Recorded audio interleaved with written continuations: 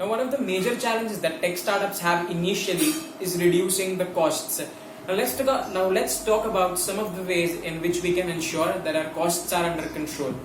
Number one is no outsourcing.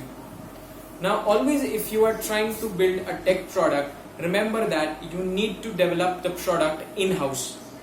Do not outsource the product development of your solution, because this adds a huge burden on the company in terms of cost as well as dependency. You need to ensure that you have a tech person in the top 3 of your company to ensure that the technological developments of the product are under your control. Second is a minimum viable product. As we have talked about this earlier, you should start off by creating a platform or a solution with the most essential features first, launch it, and then let the customers decide what they need and what they do not. Based on their feedback, try to iterate more quickly with features that are more useful to the customers. In doing so, you will save a lot of time and efforts that would have otherwise gone wasted into development, which might not be needed by the customers. The third is a small team. You need to keep your team small, which consists of skilled individuals. You need to have individuals that possess the skills to get the work done rather than looking to expand your team. Fourth is cheaper deployment. Now, initially, you need to look for hosting platforms and cloud platforms that offer a cheaper option. This will help you reduce costs.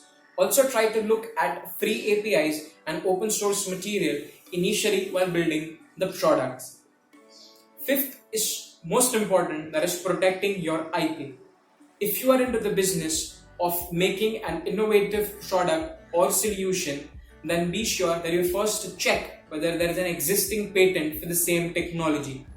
If there is not, then the first thing you must do is file a patent for the same and be secure with it before you put in any other efforts into your business.